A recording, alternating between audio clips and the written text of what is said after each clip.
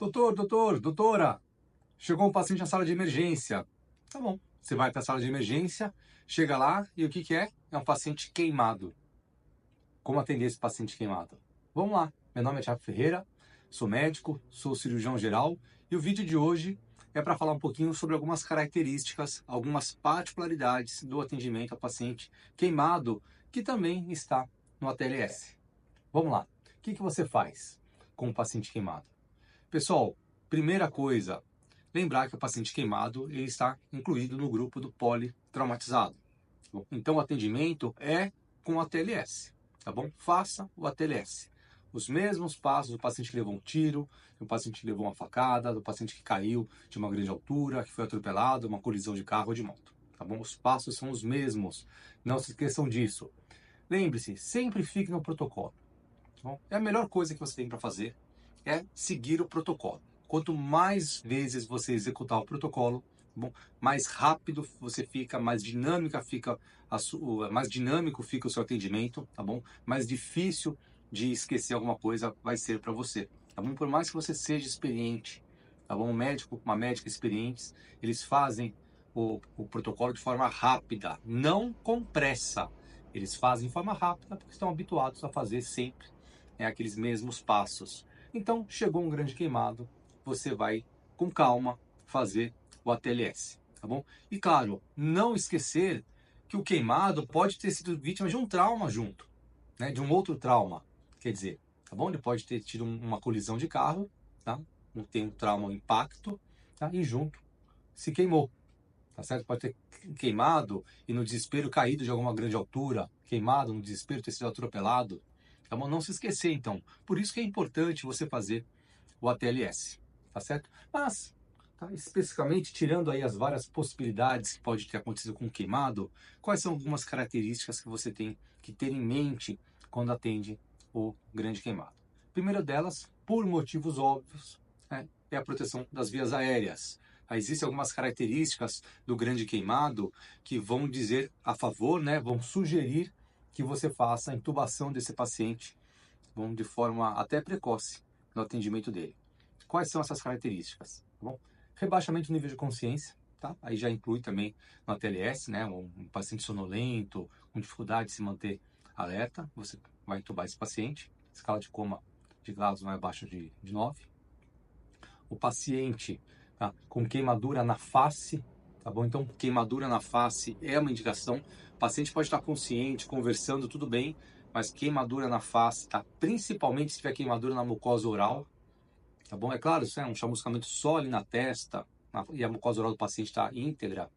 Você pode ainda observar o paciente, mas fique atento, tá bom? Esse paciente pode ter uma lesão secundária térmica, né? Um processo de edema secundário que vai progredindo aos poucos e passa a ter uma dificuldade respiratória. Mas o paciente com queimadura na mucosa oral tem que ser entubado, tá certo? Então, rebaixamento do nível de consciência, queimadura na face, queimadura de mucosa oral, a pilificação dentro do nariz também. Se o paciente tem queimadura dessa pilificação dentro do nariz, quer dizer que ele inalou um ar muito quente, tá certo? Então ele tem lesão de mucosa, então esse paciente também tem que ser entubado de forma precoce. E o paciente com uma superfície corporal aí mais ou menos acima de 40% de superfície corporal queimada também tem indicação de ser entubado, tá bom? Então essas características são importantes de serem avaliadas na avaliação inicial, tá? Para que você não perca o momento ideal de proteger a via aérea do seu paciente.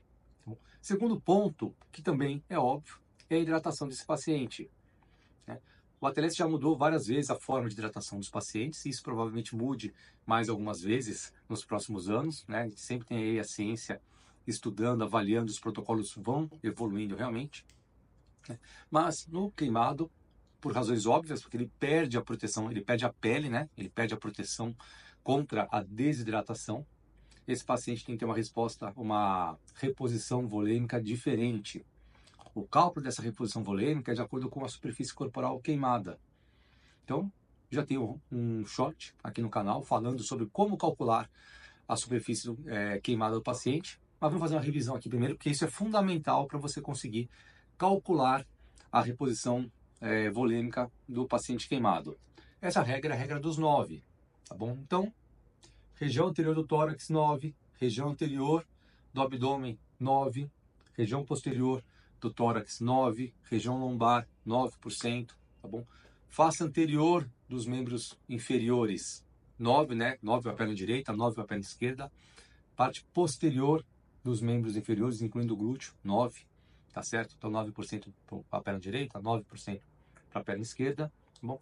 Membros superiores, face anterior, 4,5%, face posterior, 4,5%, cabeça, 9%, e a região perineal, 1%, tá bom? Então isso fica fácil de você calcular a área queimada do paciente, tá bom? E os pacientes com queimaduras acima de 20% da superfície corporal precisam de um cálculo de hidratação que vai para o adulto, tá certo? Tanto homem quanto mulher, de 2 ml, tá? Por quilo por percentual de área queimada, tá certo? O cálculo acaba sendo esse. Então, para facilitar a conta aqui, vamos fazer, eu já deixei um cálculo pronto, tá certo?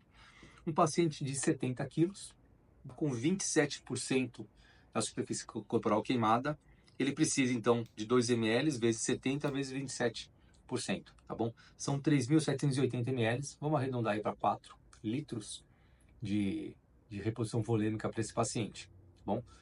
Detalhe, né, então, no cálculo, que é diferente para o paciente queimado e na forma de oferecer essa hidratação. Desses 4 litros, o paciente precisa receber metade nas primeiras 8 horas, tá? E a outra metade nas próximas 16 horas, tá bom? Isso, pessoal, é um cálculo inicial, tá bom? Você calculou a quantidade de líquido desse paciente e pode ser que o seu queimado não tenha nenhum outro tipo de trauma, não tenha nenhum sangramento intraabdominal, não tem fratura com perda sanguínea, nada, tá certo?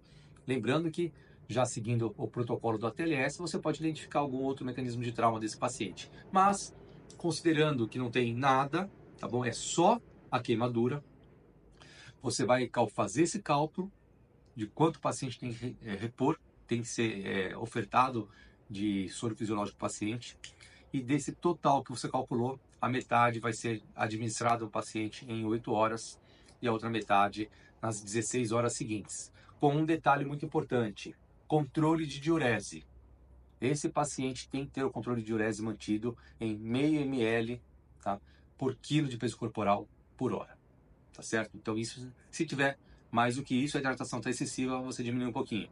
Se tiver inferior a isso, você aumenta a hidratação do seu paciente, tá certo? Então outro detalhe importante do queimado é justamente esse, o cálculo da hidratação desse paciente, tá bom? Então já falamos sobre a avaliação inicial, que tem que seguir o protocolo do ATLS, a hidratação do paciente e alguns sinais também que vão orientar a intubação precoce do paciente, tá certo?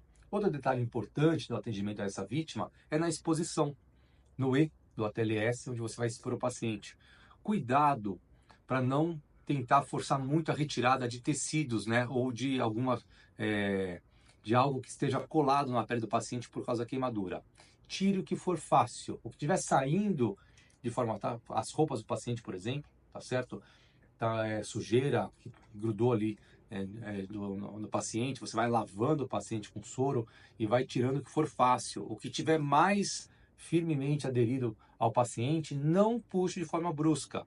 Isso depois vai ser limpado no centro cirúrgico, tá certo? Você vai limpar o que tiver fácil de tirar do paciente na exposição, tá certo? Então isso é importante também. E outro ponto muito importante é se proteger. Você tem que estar bem paramentado, bem protegido, porque você não sabe o que levou à queimadura do paciente. Ou às vezes sabe e aquilo pode respingar em você, se for um produto químico, pode te queimar também. Então a proteção do médico é muito importante, né, durante o atendimento de qualquer vítima de politrauma, tá? Mas principalmente também no paciente queimado, para que você não sofra nenhuma queimadura do mesmo produto que queimou o seu paciente, tá certo? Ah, só voltando aqui um pouquinho para vocês sobre a hidratação, eu falei, né, para o adulto, tanto homem quanto mulher, 2 ml por quilo de peso corporal. Para criança, você calcula 3 ml por quilo de peso corporal. E quando for queimadura elétrica, são 4 ml por quilo de peso corporal, tá certo? Então, um detalhe importante que eu deixei passar na explicação sobre a hidratação do paciente. Então, o atendimento ao queimado, ele é igual ao atendimento ao politraumatizado, tá bom? Com alguns detalhes importantes, característicos do mecanismo de trauma do paciente, que é a queimadura, tá bom? Que é, primeiro, na intubação, na proteção da via aérea. Esse paciente queimado, assim como os outros pacientes politraumatizados que têm rebaixamento de nível de consciência, vão ser intubados, mas o paciente queimado que não tem rebaixamento do nível de consciência, mas tem queimadura na face, tem queimadura de mucosa oral, tem queimadura da pilificação intranasal, esse paciente tem indicação de ser intubado de forma precoce, assim como o paciente com uma superfície corporal acima de 40% de queimadura, tá certo? As características da hidratação, que é maior, o volume ofertado inicialmente para o paciente queimado é maior do que o volume ofertado para o paciente politraumatizado que não está queimado, né? Então, 2 ml por quilo de peso corporal para adulto, 3 ml para criança, 4 ml quando for queimadura elétrica, tá certo? Isso calculado de acordo com a superfície corporal, que você vai calcular com a regra dos 9, tá certo? E o controle o controle da diurese do paciente, tá? Em pelo menos em meio ml por quilo de peso corporal, tá? Por hora. E o cuidado na hora de limpar o paciente, né? De tirar a roupa ou alguma coisa que for grudada ao paciente, limpar só o que estiver sendo fácil desse paciente, lavar com bastante soro, limpar o que estiver sendo fácil do paciente e o que estiver mais aderido à pele dele, você deixa para que essa limpeza seja feita no centro cirúrgico, tá bom? Bom, pessoal, os detalhes aí, as particularidades da vítima de queimadura são esses. Qualquer dúvida é só mandar aqui nos comentários. Um abraço.